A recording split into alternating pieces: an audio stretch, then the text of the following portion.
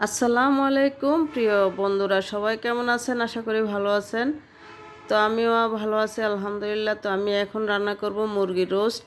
তো কিভাবে রান্না করি প্লিজ একটু দেখুন। তা আমি একটা কড়াই বসে দিয়ে দিয়েছি, কড়াইতে দিয়ে দিয়েছি তেল, দিয়ে দিলাম পেঁয়াজ, দিলাম 3-4টা লং, এলাচ আর 2 টুকরো দারুচিনি, আর হচ্ছে 2টা তেজপাতা, 3টা তেজপাতা দিয়ে আমি মশলাটাকে কষে নিয়েছি। এখন দিয়ে দিয়েছি আদা রসুন পেস্ট। তো আদা রসুন পেস্ট দিয়ে এটাকে আমি একটু কষিয়ে নেব। তো এখানে দিয়ে দিয়েছি আমি কিছু গরম মশলার গুঁড়া। তো গরম মশলার গুঁড়ো দিয়ে আমি এটাকে আরও একটু কষাবো। তো কষিয়ে আমি এখানে দিয়ে দিচ্ছি বাদাম, টমেটো, পেঁয়াজ ব্লেন্ড করে রাখা পেস্টগুলো দিয়ে দিলাম। তো এটাকে আমি আরও কষাবো। আর একটু কষিয়ে দিয়ে দিব ঝালের জন্য একটু শুকনো মরিচ। তো এটাকে ভালো করে কষাইতে হবে। এখানে দিয়ে দিলাম বাটা মশলা, এখানে সব কিছুই আছে। তো এই সব মশলাগুলো দিয়ে আমি একটু পানি দিয়ে মশলাটাকে আরও কষিয়ে নেব।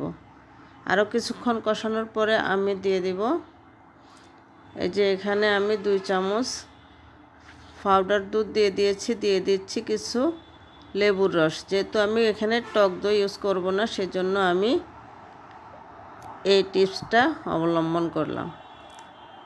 তো আমার মশলা কষানো হয়ে গেছে। এখন আমি ঝালের জন্য দিয়ে দিচ্ছি কিছু শুকনো মরিচ। আমি এখানে হলুদ ব্যবহার করব না, যেহেতু একটু সাদা সাদাই রাখবো রোস্ট। তা আমি মুরগিটাকে ধুয়ে পরিষ্কার করে পানি ঝরাতে দিয়ে দিয়েছি। আমি মুরগিটা ভাজবো না। তা আমি রোস্ট করলে সাধারণত আমি মুরগি না ভেজে, অনেকে ভাজি করে এটাকে শক্ত করে ফেলে, আমি এভাবেই করি। আমি আমার মতো করে করি। আমার কাছে এভাবে করলে ভালো লাগে, খেয়ে সবাই আমার প্রশংসা করে, এটাতে আমি খুশি হয়ে যাই।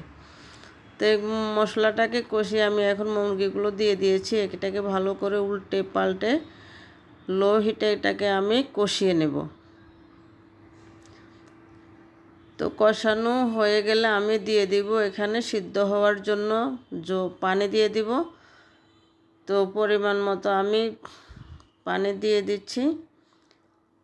তো এখানে আমি আর কিছু ইউজ করব না, দিয়ে দিলাম পানি। নামানোর আগে আমি কয়েকটা কাঁচামরিচ দিয়ে দিব। তো এই যে পানি দিয়ে দিয়েছি পরিমাণ মতো, এতে মাংসগুলো সিদ্ধ হয়ে যাবে। আর এটাকে আমি মাখো মাখো করে ঝোল রাখবো। তো এই যে আমার সব কিছু দেওয়া শেষ, দিয়ে দিলাম আমি কয়েকটা কাঁচামরিচ দিয়ে আমি কিছুক্ষণ পর এটাকে নামিয়ে নেব। যদি আপনাদের ভালো লাগে ভিডিওটি, তাহলে পেজটি ফলো দিয়ে লাইক, কমেন্ট, শেয়ার করবেন। সবাই ভালো থাকবেন। অনেক অনেক ধন্যবাদ সবাইকে। আসসালামু আলাইকুম।